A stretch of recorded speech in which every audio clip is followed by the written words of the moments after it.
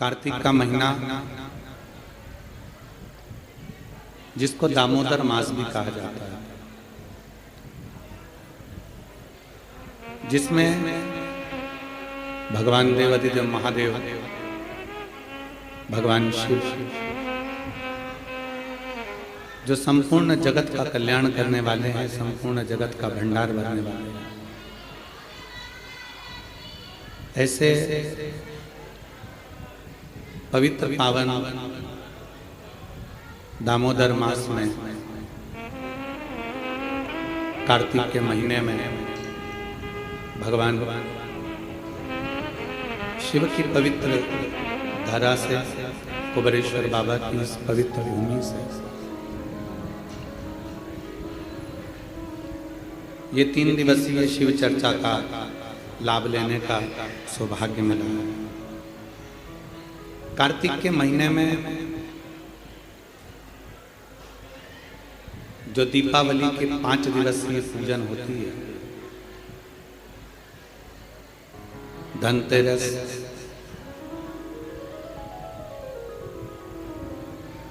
नरक चौदस, रूप चौदस, फिर रूप चौदस के बाद में दीपावली, दीपावली के बाद में गोवर्धन पूजन, फिर दूज। इससे 5 दिन तक दीपावली महापर्व को मनाया जाता है। ये तो हो गई मनुष्य की, मानव की दीपावली। इसी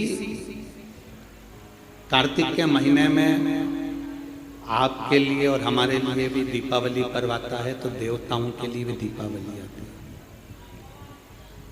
आपकी और हमारी जो दीपावली है वो ये कृष्ण पक्ष के अंतर्गत आ जाती है, और देवताओं की जो दीपावली है वो शुक्ल पक्ष के अंतर्गत आ जाती है।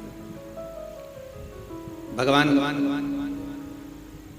स्वयं वेदव्यास जी महाराज ने स्कंद पुराण में, विष्णु पुराण में, कुर्म पुराण में, ब्रह्म वैवर्त पुराण में और भी अनेक पुराणों में कार्तिक के महत्व का वर्णन किया।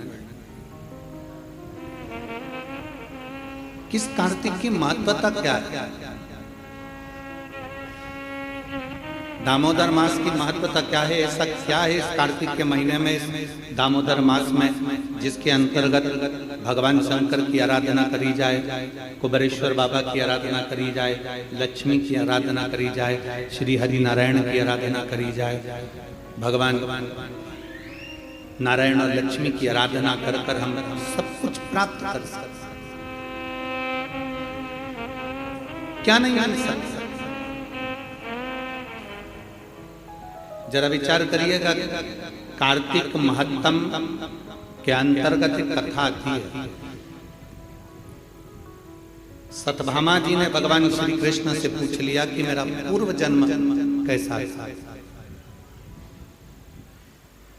और मेरा कौन सा पुण्य ऐसा रहा है, मेरे कौन से पुण्य के कारण यह कल्प वृक्ष मुझे प्राप्त हुआ। ये वृक्ष तो किसी को मिल ही नहीं सकता। जो वृक्ष देवताओं के पास में है, जो वृक्ष देवताओं के पास विराजमान है, देवलोक में विराजमान है, वो कल्प वृक्ष मेरे सत्यभामा जो मृत्यु लोक पर द्वापर में मेरा जन्म हुआ है, मेरे को ये कल्प वृक्ष कैसे, मुझे ये कैसे प्राप्त हो? स्कंद पुराण का कार्तिक महत्तम वर्णन करता है। स्कंद पुराण का कि कार्तिक महत्तम की कथा में सत्यभामा जी भगवान कृष्ण से कहती हैं कि मेरा पुण्य कौन सा है।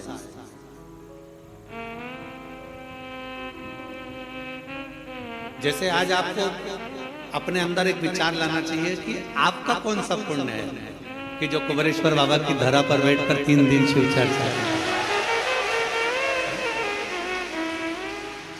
और वो भी कार्तिक का महीना और कुबेर भंडारी की भूमि कुबेरेश्वर धाम।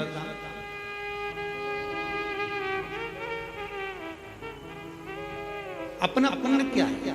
अभी अभी हमारे समीर जी कह रहे थे कि पूजन किससे करा, हमने कहा सल्ला जी आई है महाराष्ट्र से, उनसे करा दो, और मुंबई वाली हमारी सुधा किरण जी आई है, उनसे करा दो, दिल्ली वाली, दोनों से करा दो। कोई पुण्य हमारे होंगे। दामोदर मास, कार्तिक मास और कुबेर बाबा की भूमि कुबेरेश्वर, और आप और हमारे सबके पुण्य है जो ये कथा। तो सतभामा जी पूछ रही है कि ऐसा कौन सा पुण्य है हमारा,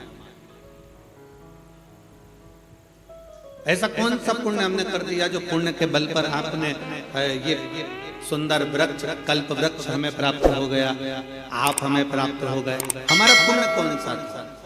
भगवान कृष्ण मुस्कुराए और मुस्कुराकर कार्तिक के महत्तम का वर्णन कर दिए दामोदर मास का, कि सुनो सतभामा जी, तुम्हारे पिता मायापुरी के एक सुंदर आनंद में रहने वाले एक ब्राह्मण परिवार से, जिनका नाम देव शर्मा था, जिनका गोत्र आंत्री था। देव शर्मा नाम के वो ब्राह्मण जिनका आंत्री गोत्र है, कई समय तक उन्होंने शिव पंचायत की पूजन करी। हमने पहले भी कहा कि शिव पंचायत की पूजन का फल बहुत होता है। शिव पंचायत की पूजन का बड़ा आनंद है। आप लोगों के स्मरण में होगा, एक एकादशी होती है वैष्णव एकादशी, एक होती है स्मार्ती एकादशी, अर्थात सबसे वैष्णव एकादशी का मतलब ये होता है कि आप नारायण को मानने वाले हो, आप केवल एक को मानने वाले हैं, तो ये वैष्णव धर्म के अंतर्गत आ गया। स्मार्त की जो एकादशी होती है उसमें आप नारायण को भी भज रहे हो, उसमें आप सूर्य भगवान को भी भज रहे हो, उसमें आप दुर्गा महारानी को भी भज रहे हो, उसमें आप गणेश जी महाराज को भी भज रहे हो, उसमें आप शंकर भगवान को भी भज रहे हो। तो स्मार्त एकादशी सबके आनंद। हमारे पुष्टि मार्ग कहता है कि किसी भी रूप में एकादशी का व्रत करो, पर करो। हम तो पहले भी कहे बकरी जैसे चरो पर एकादशी करो, कैसे भी हो पर होना चाहिए। चाहे आप वैष्णव के भाव से करो, चाहे स्मार्त के भाव से करो, पर एकादशी का फल अपने को मिलना चाहिए। अब सतभामा जी ने पूछा कि मेरा पुण्य कौन सा ऐसा प्रबल हो गया जिस पुण्य के बल पर मुझे आप मिल गए, ये सुंदर कल्प वृक्ष मुझे प्राप्त हो गया। कहा आपके पिता एक ब्राह्मण कुल में मायापुरी में रहते थे, देव शर्मा उनका नाम था, और आंत्री उनका गोत्र था। उनकी अवस्था पूजन करते करते उनकी धर्म पत्नी और उनकी अवस्था निकलती चली गई, अधेड़ी अवस्था। बचपन, जवानी और अधेड़ी और बूढ़ा। अधेड़ी मतलब एक अवस्था निकलती चली गई, 60 की अवस्था के आनंद में जब आपके पिता पहुंच रहे थे, तब उनके मन में आया कि मेरी कोई औलाद नहीं, मेरी कोई संतान नहीं, और कुछ कृपा।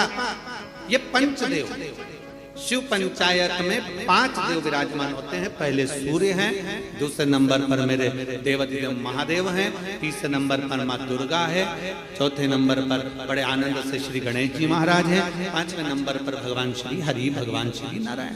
5 देव विराजमान हैं, पंचदेव विराजमान हैं, और वो बैठे जिनकी आराधना स्वयं देव शर्मा कर रहे हैं। सतभामा जी, आपके पिता के मन में भाव आया कि मेरे घर में औलाद नहीं, कोई औलाद आ जाए। भगवान से प्रार्थना करते, प्रतिदिन शंकर को 1 लोटा जल समर्पित करते, और जिस पंचायत में स्वयं शिव बैठे हैं, तो शास्त्र कहता है उस पंचायत का निर्णय कोई नहीं करता, उस पंचायत का निर्णय फिर देवाधिदेव महादेव ही करते, शिव ही करते। बोल बम का नारा है, सारी समस्या का हल। अब उसका निर्णय स्वयं भगवान शंकर करते हैं। इसलिए आप लोगों से कहते हैं कि आपकी पूजन की जगह में शंकर का शिवलिंग होना जरूरी है। भले आप ठाकुर जी की सेवा करो, राधा रानी की सेवा करो, लक्ष्मी जी की सेवा करो, नारायण की सेवा करो, ब्रह्मा जी की सेवा करो, देवी की सेवा करो, चाहे देवता की सेवा करो, किसी की भी सेवा कर रहे हो, किसी की पूजन कर रहे हो, उसमें शंकर का होना जरूरी है। जिस जगह शिव नहीं होता, जैसे दक्ष प्रजापति के यज्ञ में शंकर नहीं थे, तो वहां पर विघ्न नहीं आया। जहां शिव नहीं है वहां विघ्न है, शिव है तो विघ्न को टाल। क्योंकि जिसका पुत्र ही विघ्नहर्ता है, जिनके बेटे ही स्वयं गणेश जी विघ्नहर्ता है, तो फिर तो विघ्न टालेगा। शंकर भगवान वहां पर विराजमान। तो सारे दुख को हरने वाले, सारे कष्टों को हरने वाले, सारी बीमारियों को हरने वाले, सारे तकलीफों को हरने वाले केवल वहां शंकर विराजमान हैं। तो पंचायत में कोई निर्णय कोई नहीं करेगा, पंचायत का निर्णय स्वयं शिव कर रहे हैं। शंकर भगवान पर एक लोटा जल चढ़कर सूर्य को अर्घ देकर मां भवानी के चरणों में जल देकर स्वयं नारायण का स्मरण कर कर, स्वयं गणेश जी का पूजन कर कर देव शर्मा ने विनती करी और देव शर्मा ने विनय करा, तो भगवान शंकर ने उसी समय पर उनके एक पुत्री के जन्म का वर प्रदान कर दिया। अब बेटी का जन्म हुआ जिसका नाम था गुणवती, क्योंकि गुणवान थी वो। जैसे पिता भगवान का भजन करते थे वो भी भजन करती थी, जैसे पिता स्मरण करते थे वो भी स्मरण करती थी, जैसे पिता मंत्र जाप करते थे वो भी मंत्र जाप करती थी, जैसे पिता नाम जाप करते थे वो भी नाम जाप करती थी। गुणवती भी भगवान की भक्ति में इतना लीन हो गई, इतना लीन हो गई। धीरे धीरे समय निकला, पिता के मन में भाव उत्पन्न हो गया। पिताजी ने विचार करा कि मेरे घर में बेटी का जन्म हो गया, इसकी शादी किससे करूं, इसका विवाह किससे करूं। अच्छा, बेटी होती है ना तो बड़ा टेंशन उत्पन्न हो जाता है सभी लोगों का। पर शिव महापुराण की कथा कहती है, शंकर भगवान की अशोक सुंदरी का चरित्र कहता है कि बेटी अगर घर में जन्म ले ले तो चिंता मुक्त होना चाहिए कि अब मेरे घर में बेटी ने जन्म ले लिया, वो अपना भाग्य लेकर आई है तो हमारा भी भाग्य चमका है। बेटी हमारे घर में आई है तो वो भाग्य लेकर आई है तो भाग्य चमकाएगा। लक्ष्मी सबको अच्छी लगती है। आप में से कोई ऐसा है जिसको लक्ष्मी अच्छी नहीं लगती? अरे बोलो तो समझ। किसी को धन अच्छा नहीं लगता हो, लक्ष्मी अच्छी नहीं लगती हो, ऐसा कोई है संसार में? जितने आस्था चैनल पर कथा सुन रहे हैं, जितने फेसबुक यूट्यूब पर कथा सुन रहे हैं और जितने इस कुबेरेश्वर बाबा की पवित्र कर शिव चर्चा को श्रवण कर रहे हैं, ऐसा कोई हो जिसको लक्ष्मी प्रिय ना? सबको लक्ष्मी प्रिय। एक छोटे से बच्चे को गोदी में लो ना और उसको पहली बार कोई मिलता है तो उसको 10 का नोट पकड़ा देता है ना, तो उससे 10 का नोट भी छेड़ा उसको छूटता नहीं।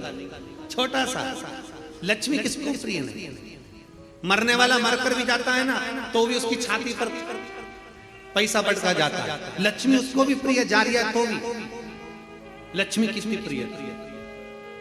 अब हम कहते हैं कि लक्ष्मी सबको प्रिय है, पर लक्ष्मी से तो पूछे कि उसको क्या प्रिय है। एक भिखारी से लेकर सेठ को भी लक्ष्मी प्रिय है, एक कंगाल से लेकर करोड़पति को भी लक्ष्मी प्रिय है, पर कोई लक्ष्मी से तो पूछे कि दुनिया तुझे इतना प्रिय लगती है, दुनिया तुझे चाहती है, दुनिया तुझे लेना चाहती है, पर तू क्या चाहती है? लक्ष्मी की प्रियता कायम है। कोई लक्ष्मी से पूछे? शिव महापुराण की कथा में चरित्र आता है, जब भगवान नारायण के चरणों में लक्ष्मी जी बैठी थी और नारायण से पूछा गया कि प्रभु आपने मुझे किससे प्राप्त करा? तब भगवान नारायण ने कहा मैंने शिव से प्राप्त करा, क्योंकि तुम्हारी माता ख्याति देवी तुम्हारा विवाह शिव से करना चाहती है, पर मैंने भगवान शंकर से कहा कि मैं लक्ष्मी से प्रेम करता हूं, इसलिए लक्ष्मी मुझे प्यार है। तो तुम्हारी माता हे लक्ष्मी, तुम्हारी माँ ख्याति देवी ने तब तुम्हारा विवाह मेरे साथ करा।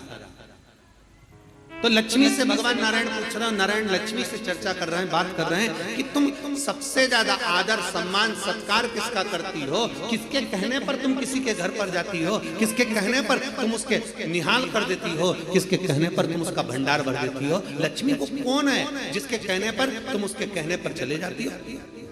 लक्ष्मी जी ने कहा अपने स्वामी भगवान नारायण से, केवल एक वो हैं देवाधिदेव महादेव जो कहते हैं मुझसे।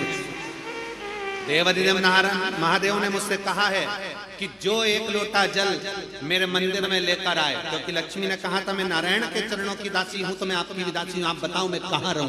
भगवान शंकर ने कहा कहीं नहीं लक्ष्मी, अगर कोई एक लोटा जल लेकर शंकर के मंदिर में आए, जल चढ़ाकर जब वो घर जाए तो उसके लोटे के साथ उसके पीछे पीछे तू भी उसके घर में प्रवेश कर जाना, उसका दुख हल कर, उसका संकट। संसार के लोग दुख नहीं हर सकते, पर परमात्मा शंकर को चढ़ाया गया एक लोटा जल हमारे दुख को हर लेता है। और देख लिया संसार हमने, सब मतलब दिया हमने, देख लिया झूठे नाते झूठे रिश्ते, झूठे नाते, झूठे रिश्ते। अरे झूठा है संसार हमने देख लिया, सब मतलब के यार हमने देख लिया संसार हमने। लक्ष्मी जी कहती है मैं महादेव के कहने पर चली जाती। महादेव कहते हैं मैं वहां जाऊं। शिव के अनुकूल लक्ष्मी जाती, शिव के कहने पर लक्ष्मी। सुनो सतभामा जी, आपके पिता देव शर्मा आपको प्राप्त कर कर बड़े खुश थे। सोचा किस बेटी का विवाह करूं, तब उन्हें स्मरण में आया मेरा एक मित्र है पर वो प्राण त्याग कर चले गया है, उसका एक बेटा है जिसका नाम चंद्र है। उसका एक बेटा है जिसका नाम चंद्र है, मैं उससे विवाह कर देता हूं। तुम्हारे पिता देव शर्मा ने तुम्हारा विवाह चंद्र से कर दिया। समय बीता, वो भी ब्राह्मण कुल का बालक, इतना अच्छा बालक था जो भगवान की भक्ति में डूबा रहता था। सतभामा जी, समय निकल गया। कुछ समय निकलने के बाद तुम्हारे पिता देव शर्मा और चंद्र दोनों किसी तीर्थ के लिए जाने लगे। किसी तीर्थ की ओर अग्रणी होने लगे और तीर्थ की ओर जब जाने लगे, तीर्थ में जाते जाते जाते जाते एक असुर की दृष्टि इन दोनों पर पड़ जाती है और एक राक्षस की दृष्टि पड़ने पर राक्षस ने विचार करा कि मैं कुछ भी करूं, इनका संहार कर दूं, इनको मार दूं, क्योंकि दोनों भगवत भजन करने वाले। घर के अंदर, परिवार के अंदर जो भगवान की भक्ति करने वाला होता है, शिव मंदिर जाने वाला होता है, भगवत भजन करने वाला होता है, व्रत करने वाला होता है, पूजन करने वाला होता है, भगवान की भक्ति में डूबने वाला होता है, दुनिया के लोग जले ना जले पर घर के लोगों के मन में भी आ जाता है, ये आ गए बाबा जी, अनसुईया, ये आ गई शिवर वाला महाराज की चेली, ये आ गए शंकर जी के भगत, अब ये बहुत ज्ञान देंगे, बहुत समझाएंगे। अब बहुत सारी बातें लोग कहते हैं। सीधी बात है, तुम किसी मॉल में जाइए ना, कोई तुम्हें नहीं टोकेगा। तुम फटी हुई जींस पहनो ना, कोई तुम्हें नहीं टोकेगा। तुम कैसे भी रहो ना, कोई तुम्हें नहीं टोकेगा। तुम बाल भी आड़े टेढ़े बनाओगे तो कोई ना टोकने वाला है। तुम कैसे भी कपड़े पहनोगे कोई नहीं टोकेगा। और जिस दिन तुमने धोती पहन ली, जिस दिन तुमने मस्तक पर तिलक लगा लिया, चंदन त्रिपुंड लगा लिया, गले में रुद्राक्ष की माला पहन ली, हाथ में रुद्राक्ष बांध लिया, और जिस दिन गले में रुद्राक्ष पहना और त्रिपुंड लगाकर और बड़े प्रेम के साथ तुम मार्केट में से निकल कर बताओ, सारी दुकान वाले, मोहल्ले वाले, कॉलोनी वाले सब तुमको देखेंगे, ये कहां किया, ये है कौन, इसकी दृष्टि क्या है, इसका स्वरूप क्या है। और अगर पहचान वाले मिलेंगे तो ये जरूर कहेंगे, भैया किसके चक्कर में आ गए, बाबा बनोगे क्या, संत बनोगे क्या, साधु बनोगे क्या, तपस्वी बनोगे क्या, लोग कह देते हैं। कितनी जल्दी पहचान में आते हैं। और देखो, संसार के वस्त्र पहने तो पहचान में नहीं आओगे, पर परमात्मा के वस्त्र धारण करोगे तो पहचान में जरूर आओगे। ये हमारे संस्कार है, ये हमारे संस्कार है, ये हमारे जीवन का एक सुख है, हमारे जीवन का एक आनंद है।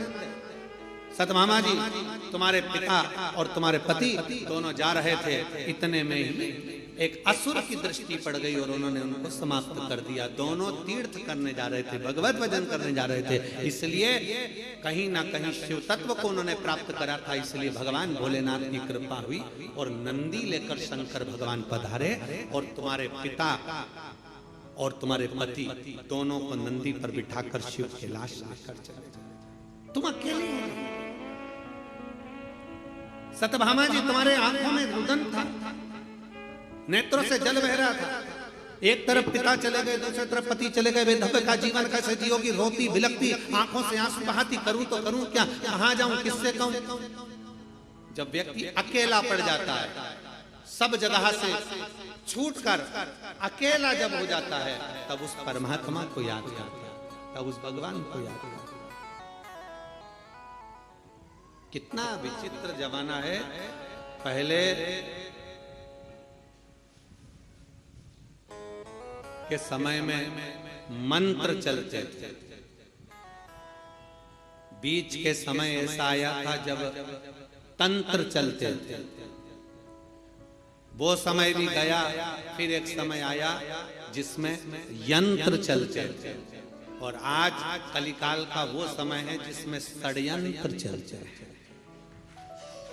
षड्यंत्र, पहले मंत्र चलते थे, फिर तंत्र चलते थे, फिर यंत्र चलते थे, और आज कलिकाल के अनुसार आज कलयुग में लोग षड्यंत्र चलते हैं। बस अंदर ही अंदर सोचते हैं ये ऊपर चढ़ रहा है, इसको नीचे कैसे गिराया जाए, ये आगे बढ़ रहा है, इसको पीछे कैसे लाया जाए, इसने इतना क्यों कमा लिया, इसने ऐसा भजन क्यों कर लिया, इसने स्मरण क्यों कर लिया, इसकी एक दुकान कैसे बन गई, इसकी शोरूम कैसे डल गया, इसका कपड़े का काम कैसे चल गया, इसके घर के पर्दे अच्छे क्यों हैं, इसका छत अच्छा क्यों है, इसका बेटा कहने में क्यों है, इसकी बेटी कहने में क्यों है, इसकी पत्नी अच्छी मिली, इसका पति अच्छा मिला, इसका परिवार अच्छा मिला। ये षड्यंत्र रचना प्रारंभ। और याद रखना, मंत्र, तंत्र, यंत्र और षड्यंत्र, इस पर भी भारी है श्री शिवाय नमस्तुभ्यं का मन।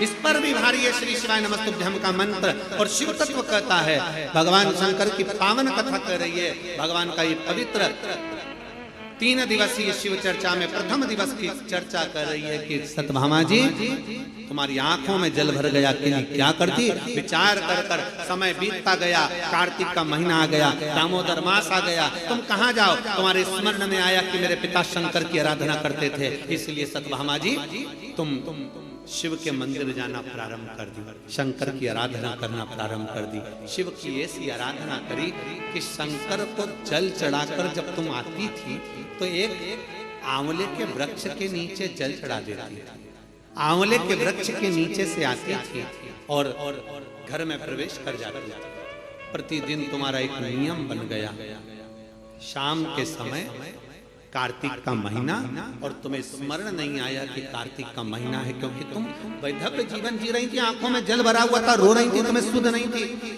कब कार्तिक आया तुम्हें मालूम नहीं पड़ा, कब दामोदर मास आया तुम्हें मालूम नहीं पड़ा, और कार्तिक के महीने में तुमने दीप दान करना प्रारंभ करा। प्रत्येक दिवस तुम शाम के समय पर शिव मंदिर में जाकर बेलपत्र के वृक्ष के नीचे जाकर, तुम प्रत्येक दिवस आंवले के वृक्ष के नीचे जाकर, तुम प्रत्येक दिवस पीपल के वृक्ष के नीचे जाकर एक दीप दान करने लगी, और वो दीप दान का पुण्य फल इतना प्रबल हुआ कि एक दिन चलते चलते तुमको किसी असुर ने फिर देखा और तुम्हारे प्राणों को हर लिया। प्राण तो तुम्हारे चले गए, पर कार्तिक के महीने में जो तुमने तुलसी की अर्चना करी, कार्तिक के महीने में जो तुमने आंवले के वृक्ष की अर्चना करी, कार्तिक के महीने में जो तुमने शंकर भगवान को एक लोटा जल चढ़ाया, शिव की ऐसी कृपा हुई, शंकर प्रकट हुए, तुम्हें नंदी पर बिठाए, चलते चलते देवाधिदेव महादेव ने पूछ लिया तुम्हें क्या चाहिए। उसने कहा मेरा जीवन दुख में निकला, मेरे पिता पति चले गए, क्या चाहती हो। मैंने सुना है महादेव जो आपसे मांगता है आप वो दे देते हो। हाँ हाँ बोलो क्या चाहिए। क्या मुझे अगले जन्म में नारायण मिल सकते हैं। शंकर भगवान मुस्कुराकर बोले क्यों नहीं मिल सकते। तुमने कार्तिक महीने में मेरे मंदिर में दीपदान किया है, एक लोटा जल समर्पित किया है, तुमने तुलसा महारानी का पूजन किया है और कार्तिक के आनंद का जीवन जिया है, इसलिए वर देता हूँ अगला जन्म जब तुम्हारा होगा तुम्हारे लिए ही भगवान स्वयं नारायण द्वापर में कृष्ण अवतार लेकर आएंगे और तुम उनकी अर्धांगिनी सत्यभामा बनोगे। अर्धांगिनी सत्यभामा, ये पुण्य हमारे जीवन का एक आनंदमय पुण्य है। सत्यभामा जी ने कई बार भगवान कृष्ण से पूछा ये पुण्य की प्राप्ति, ये सुंदर कल्प वृक्ष की प्राप्ति मुझे कैसे हो गई। तो भगवान ने कहा तुमने 5 दिवसीय जो कार्तिक महीने का कृष्ण पक्ष का जो आनंद और शुक्ल पक्ष का जो आनंद लिया है उसका ही फल ये। और उसी कार्तिक के महीने की दीपावली पर्व, लोग कहते हैं दीपावली एक दिन की है। शिव महापुराण की कथा में स्कंद पुराण के अंतर्गत शास्त्रों में वर्णन आता है कि देव दीपावली में भी पीछे पचवीगन स्नान का फल मिलता है और कार्तिक महीने की इस अमावस्या के अंतर्गत भी 5 दिवसीय दीपावली महापर्व का आनंद मिलता है। धनतेरस, रूप चौदस, दीपावली, पड़वा और दुर्ज, ये 5 दिन तक दीपावली महापर्व चलता है। दीपावली महापर्व में हम क्या कर सकते, हम क्या भगवान को दे सकते। अभी आपको कहा कि सारी दुनिया लक्ष्मी को चाहती है, पर लक्ष्मी से कोई पूछे कि तू क्या चाहता है, लक्ष्मी से कोई पूछे तुम क्या चाहती है, तो लक्ष्मी जी भी कह देगी बस मैं इतना चाहती हूँ कि महादेव के प्रति, भगवान के चरणों के प्रति आपका विश्वास जहाँ पर बढ़ा, आपका विश्वास जहाँ प्रबल हुआ, लक्ष्मी जी कहती है वहां पर मैं हमेशा खड़ी हूँ और तुम्हारे घर में हर पल में। पूजन का विधान बताते हुए स्वयं शास्त्र वर्णन करता है हमारे यहाँ।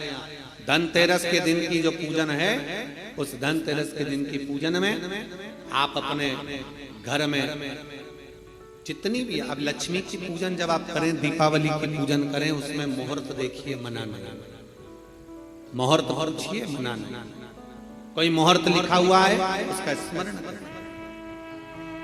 धनतेरस की पूजन करने में, रूप चौदस की पूजन करने में, पड़वा की पूजन करने में, दूज की पूजन करने में आपको मुहूर्त की जरूरत नहीं। आप तो प्रदोष काल, शाम का जो प्रदोष काल का समय होता है, उस समय पर बड़े प्रेम के साथ में, आनंद के साथ में, एक सुंदर आनंद से अगर घर में मार्बल या कोटा फर्श वगैरह लगा हो तो कपड़े से ही पोंछ लो, और अगर कच्चा मकान हो तो गोबर से थोड़ा सा लीप कर सुंदर आनंद के साथ में, भगवान का जहाँ मंदिर, देवालय, शिवालय है, बड़े आनंद से आपके घर में जो पूजन का जगह है, उस पूजन के जगह पर थोड़ा सा लीप कर या कपड़ा फेर कर वह आनंद के साथ एक सुंदर चौक पूर लीजिए, और चौक पूर कर उसमें थोड़ा सा चावल दाना या गेहूं का दाना रखकर उस पर एक चौरंग, चौकी, आटा जो भी आप रख सकते हो उसको रखकर एक सुंदर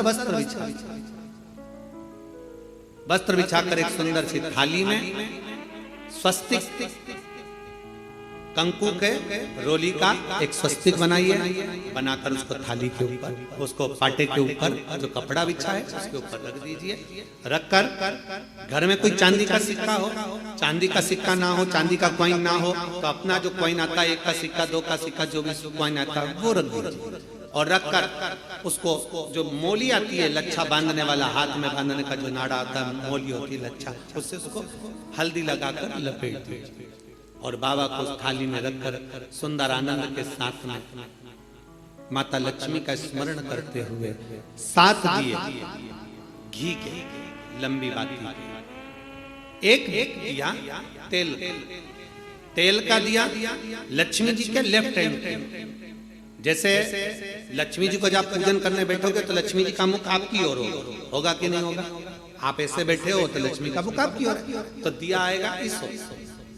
मतलब आप जब पूजन करने बैठोगे तो आपका जो सीधा हाथ होगा, लक्ष्मी जी का वो उल्टा हाथ। उस उल्टे हाथ की ओर एक तेल का दीप लगाकर लंबी बाती का, और 7 दिए लंबी बाती के घी के, आटे के दिए वो एक प्लेट में, एक थाली में रख लीजिए। पूजन का सामान, कंकु, चावल, रोली, मोली, हल्दी की गांठ, अमरवेल, कमलगट्टा, खड़ा धना, गुड़, ये सब सामग्री रखकर, कुछ भोग लगाने की सामग्री, कुछ धूप बत्ती आदि, इत्र आदि सामग्रियां रखकर, पुष्प आदि रखकर, जो क्वाइन तुमने रखा है, सिक्का तुमने रखा है, 7 दिए सीधे हाथ पर लक्ष्मी, 7 दिए जो तुमने आटे के बनाए हैं उसमें लंबी बत्ती कर सीधे हाथ पर जलाएं। उल्टे हाथ पर तेल का दिया जलाकर पूजन की थाली में जो सामग्री रखी है जल का छींटा देकर, बड़े प्रेम के साथ वस्त्र समर्पित कर और रोली, चंदन, मोली, हल्दी जो भी है, मेहंदी आदि सब सामग्री समर्पित कर 5 अमरबेल के टुकड़े, 7 कमलगट्टा, 5 अमरबेल के टुकड़े, 7 कमलगट्टा, 5 हल्दी की गठान, ये सब अपने हाथों में लेकर माँ लक्ष्मी से प्रार्थना कर कुबेरेश्वर महादेव से विनती कर शिव की आराधना कर नारायण की आराधना कर दामोदर भगवान की आराधना कर माँ लक्ष्मी की आराधना कर दोनों हाथों से समर्पित कंकु, रौली उस सिक्के के ऊपर धीरे धीरे कर डालें, हल्दी धीरे धीरे कर उस पर डालें, और जो 7 दिए आप भोग लगाने के बाद, प्रसाद रखने के बाद में, फिर जब 7 दिए जो तुमने थाली में लिए हैं, प्लेट में लिए हैं, उससे माता लक्ष्मी की आरती करिए। कुबेरेश्वर महादेव का स्मरण कर आरती करिए। आरती रख दो, पर आरती को लेना नहीं, आरती भगवान की है, भगवान को समझ। आरती झोली पसार कर माता लक्ष्मी से प्रार्थना करिए, माँ मैंने कुबेरेश्वर बाबा से विनय करी है, मैंने कुबेर भंडारी से विनय करी है, माँ आप नारायण के साथ, कुबेर के साथ, रिद्धि सिद्धि के साथ, गणेश जी महाराज के साथ आप मेरे घर में पधारो, मेरे घर आप आइए, आपका निवास बनाइए, आप रुकिए। माँ हमें बहुत सारे अवगुण, हे लक्ष्मी माता, हे नारायण, हे शंकर, हे उघड़दानी, हे गणेश जी महाराज, हे रिद्धि सिद्धि, हे कुबेर, हमें बहुत अवगुण है, पर हे माँ हमने सुना है आपने शिव जी से जब वर मांगा था तो कहा था कि बाबा, शंकर भगवान से लक्ष्मी जी ने कहा था मैं जाने को तो चले जाऊं प्रत्येक मनुष्य के घर में, पर उसके घर में तो इतना अवगुण भरा हुआ है, इतने दोष भरे हुए हैं, इतना अपशब्द भरा हुआ है, इतने ताने भरे हुए, इतनी गालियां भरी हुई है, इतना मन में खोट भरा हुआ है, मैं इनको कैसे लक्ष्मी प्रदान करूं, मैं इनको कैसे भंडार। तब माँ आपने तुरंत भगवान शंकर से कहा तो शिव जी ने कहा, लक्ष्मी जब आप शिव की साक्षी में किसी के घर में प्रवेश करो तो अवगुण मत देखना, उसके गुण देखकर प्रवेश कर जाओ। वो कहते हैं कि मेरे गिनियो ना अपराध लाडली हमारे अवगुण ना गिने जाए।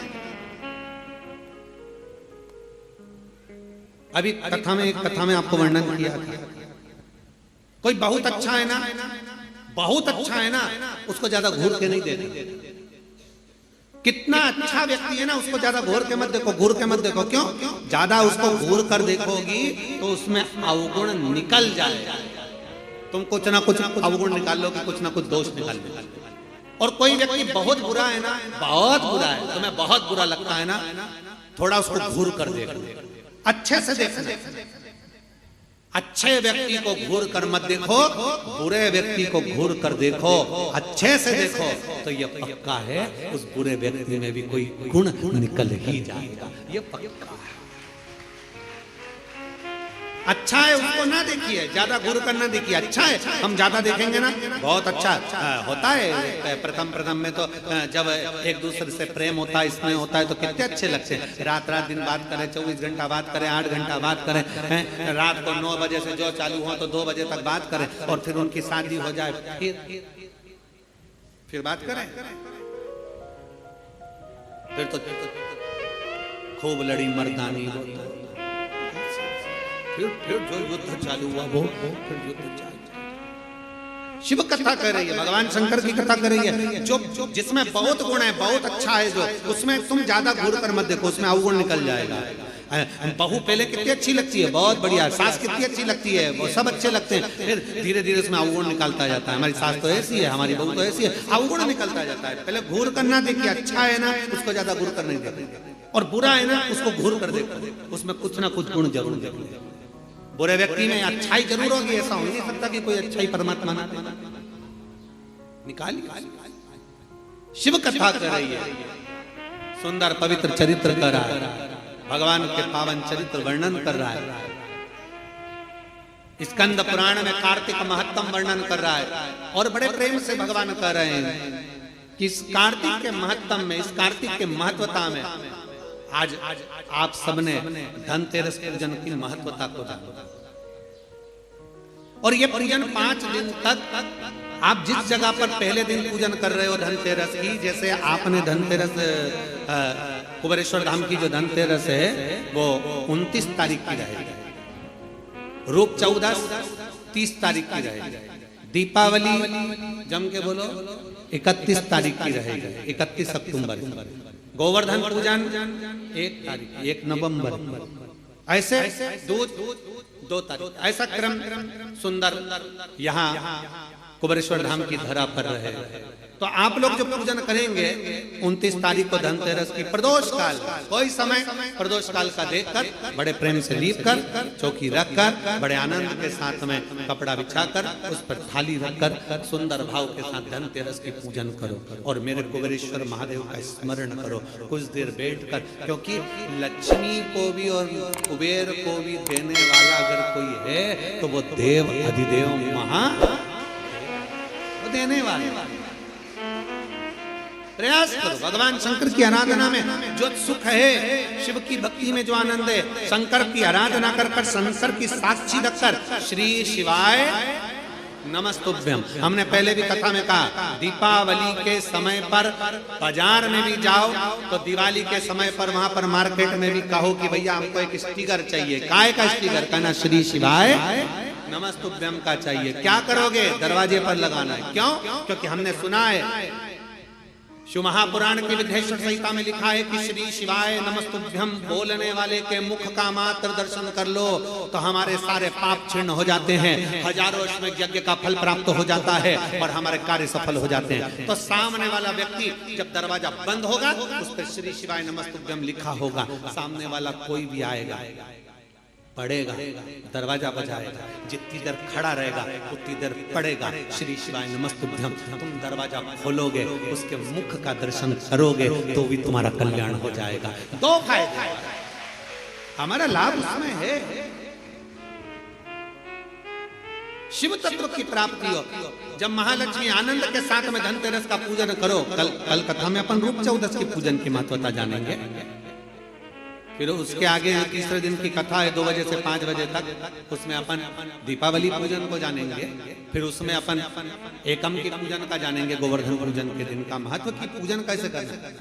फिर उसका वर्णन अपन दूज की पूजन का जानेंगे। ऐसे अपन पूरे 5 दिवसीय पूजन की महत्वता का स्मरण करेंगे। 5 दिवस।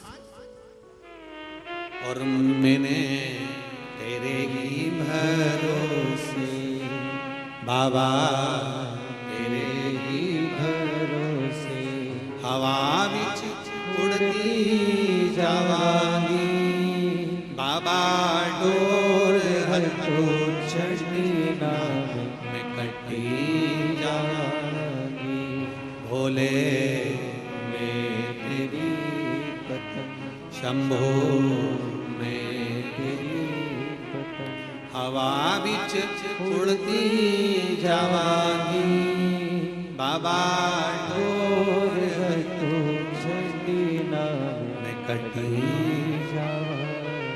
शिव तत्व की प्राप्ति, भगवान शंकर की प्राप्ति कितने आनंद के साथ। और जिस कभी भी ध्यान रखना, लक्ष्मी पूजन जब भी करो तो शिव को याद जरूर करो।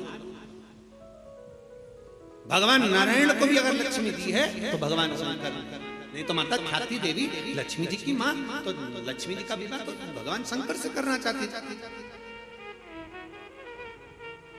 पर नारायण भगवान शिव की आराधना में लगे रहे। पूछ लिया देवादिदेव महादेव ने, नारायण क्या बात है, अभी मेरी आराधना ज्यादा कर, क्या हो क्या गया? नारायण कहते हैं प्रभु वो ख्याति देवी लक्ष्मी जी की माँ, उनका विवाह आपके साथ करना चाहते हैं। आप चिंता क्यों करते, आप क्या चाहते हो बोलो। नारायण ने कहा लक्ष्मी मुझे चाहिए। नारायण लक्ष्मी में आपको दे दो,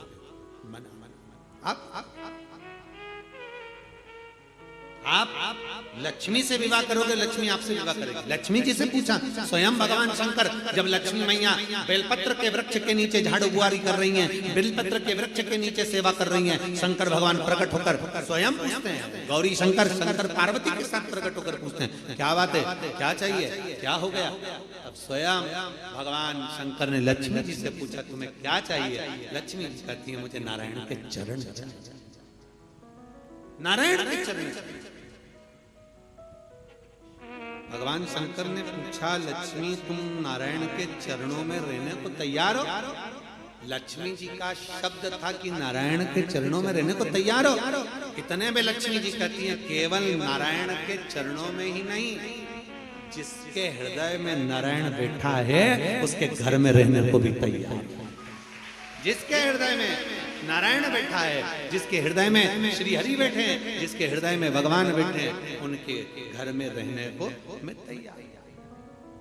उनके घर। ये कार्तिक का महीना बड़े प्रेम से भगवान की विरल भक्ति धारण करते हुए दीप प्रज्वलित करिए और बड़े आनंद के साथ में 5 दिवसीय कार्तिक के महीने में सुंदर दीपावली महापर्व को मनाएं। हमारे कुबेरेश्वर बाबा की धरा पर भी दीपावली की रात्रि को लोग आते हैं, इस कुबेर भंडारी के दरवाजे पर घी के 11 दिए लगाते हैं। लोग अपने अपने घर की पूजन दिन में शाम को कर रात्रि को निकल कर आते हैं और पूरे प्रांगण में कहीं जहां उनका मन करता है वहां बैठकर 11 दीप लगाकर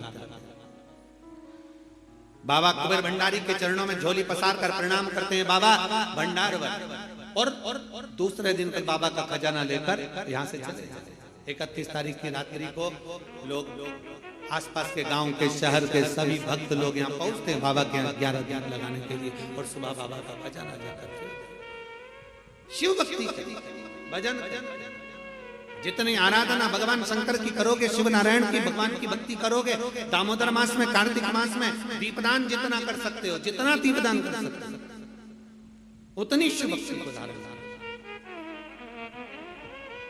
और धनतेरस, रूप चौदस, दीपावली, पड़वा, दूज, ये 5 दिन इधर के और 5 दिन देव दीपावली हम उसका भी वर्णन करेंगे तीसरे दिन की कथा में। एक बेलपत्री, एक पीला चावल, हल्दी में रंगा हुआ पीला चावल और एक बेलपत्री, एक कमलगट्टा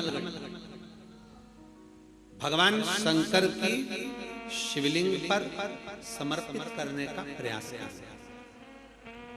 परंतु ये बेलपत्री, पीला चावल और एक कमलगट्टा, ये 5 दिन तो तुम ये दीपावली के पर्व के और 5 दिन जो पचवीगन आएगा पूर्णिमा का समय जब आएगा उस समय अगर आपने ये दोनों समय पर एक बेलपत्री, एक पीला चावल, एक कमलगट्टा भगवान शंकर के शिवलिंग पर समर्पित करना प्रारंभ करा, ये 5 दिन इधर के और 5 दिन उधर के, आपको कभी कहना नहीं पड़ेगा किसी के आगे कि भैया मुझे 500 की जरूरत है, तेरी जेब और तेरा घर भरा ही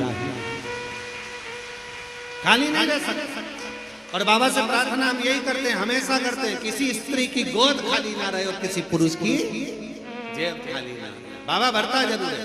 एक बेलपत्री, एक पीला हल्दी का चावल, एक दाना चावल और एक जम के बोलो कमल, एक कमल भगवान शंकर के शिवलिंग को समर्पित करिए। भगवान शंकर के शिवलिंग को समर्पित बड़े भाव के साथ में, आनंद के साथ में और दिल से बाबा से 5 दिन ये दीपावली के समय पे धनतेरस, रूप चौदस, दीपावली, पड़वा और दूज और उधर भी जब पूर्णिमा आएगी उसके पहले तो उसका वर्णन हम कर देंगे फरीदाबाद की कथा में, उसका पूरा वर्णन करेंगे फरीदाबाद की कथा में। क्या आपको उसका करना है? ये 5 दिन इधर के 5 दिन उधर बड़े प्रेम से बाबा की ये पवित्र आज धनतेरस के पूजन का अपन ने विधान जाना। कल सुबह 9 बजे से 10 बजे तक फिर बाबा की पवित्र कथा का आनंद लेते हुए अपन आनंद के साथ रूप चौदस के पूजन का विधान जानेंगे। और अभी आरती